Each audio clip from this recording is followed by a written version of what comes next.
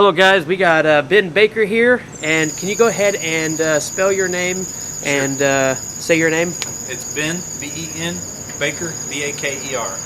And is it okay if we use this footage here? Sure, absolutely.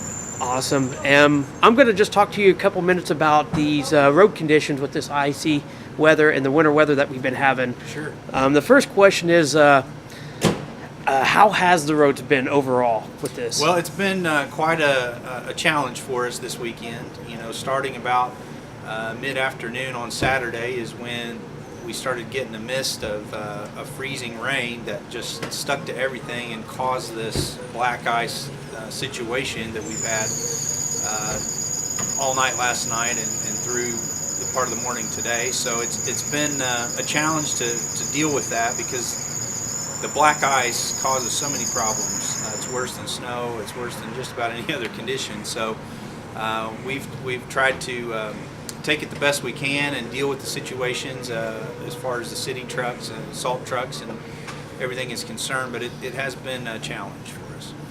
And how has the citizens been with them driving in it and stuff like that, what you've seen?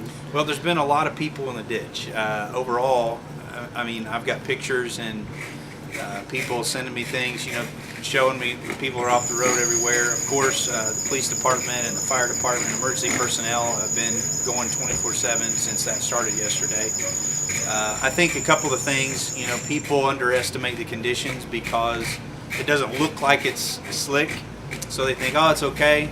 But black ice is a very extremely dangerous situation because you can't get traction no matter if you have a full drive, no matter if you have a small car. It doesn't matter. I mean, you'll be off the road in just a second. I mean, it's quick.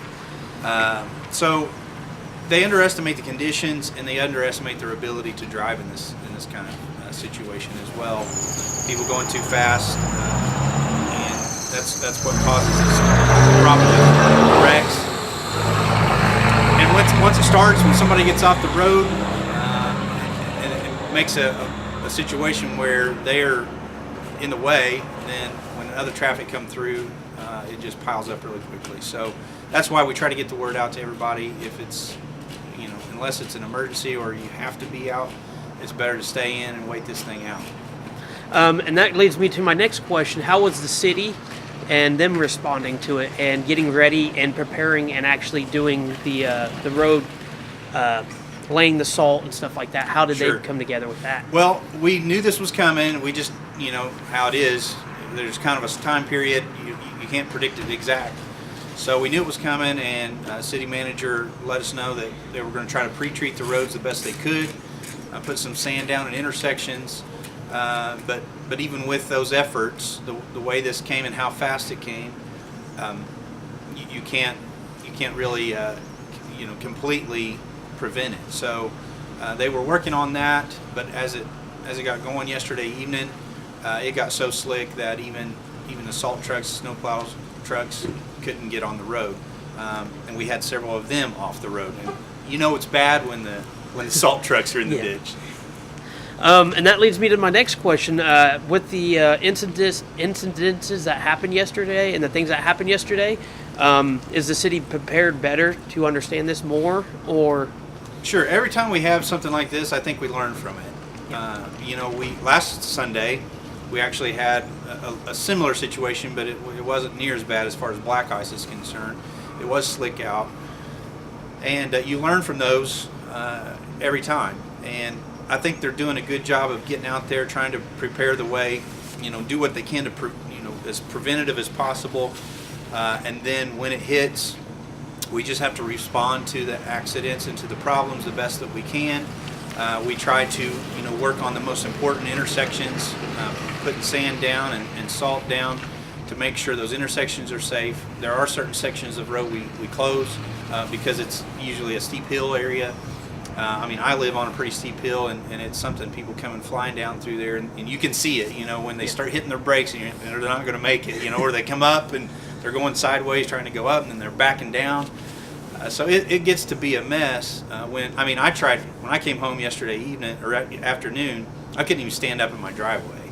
I was hanging on to the car just trying to, you know, maneuver and get my car in the garage. It was a fiasco. But we try to take it as we can, and the most important thing is trying to get the word out to the people of the conditions and what's happening, so that they know and they're informed, and that communication is vital.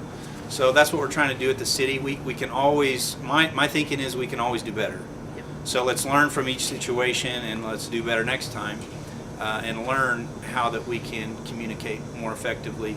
And I think it really worked. Yesterday, as people began to get the word out, you could see the traffic really went to nothing. And so people were taking heed to the warning that it's not safe to be out and staying in, and that makes it so much better, because the more people that are out, the more strain it puts on the police department, the fire department, the emergency personnel, and the more chances there are for other accidents to happen.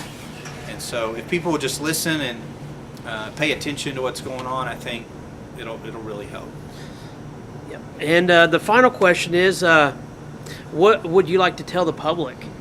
If you had to tell anybody about these weather events, what would you tell the public if you was talking to them face to face? Well, I would just say that, again, number one is pay attention to what's going on. Right now, the way that technology is, social media is the dominant thing where people are checking in to get their information. So check the city website, check the city Facebook page. I post a lot of things on my Facebook page as well, trying to inform people of what's going on. And if they'll listen and pay attention, I think it'll really prevent a lot of problems. And then, you got to realize these guys, it's easy to complain. We think, well, they're not getting on the streets fast enough, or they don't have salt on my road, or whatever. These guys are working 24/7 in the cold, working all night long to try to make it as safe as possible. And we have to make decisions that are tough sometimes. I mean, last night it came to a point where the city manager said it's not safe for the snow plow trucks and the salt trucks to be on the road because they're sliding off. We had a slide off down here and overturn. When the fire department came to help in that situation, the fire department truck ended up running into the salt truck, and so those are dangerous situations. So give them a little bit of slack and realize that they're working hard to try to make the best situation that they can and provide as much safety as we possibly can for the citizens. And we'll get through it. I mean, we're resilient in Neosho, so we'll help each other, we'll work through it, and we'll come out better on the other end. Well, sir, I appreciate your time today, and thank you for answering a couple questions. And have a good anytime. Have a good evening, and stay warm. It's cold. Absolutely. Thank you so much.